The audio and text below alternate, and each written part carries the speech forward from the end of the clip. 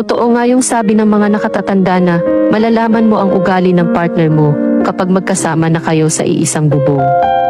Doon nyo malalaman yung mga weakness and strength ng isa't isa. Doon nyo marirealize na ito pala yung taong pinili ko na makasama habang buhay.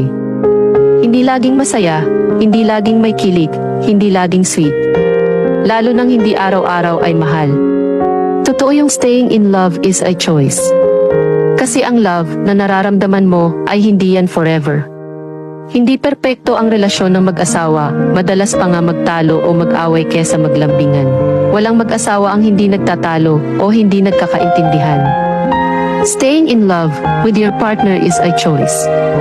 A choice you have to choose again and again.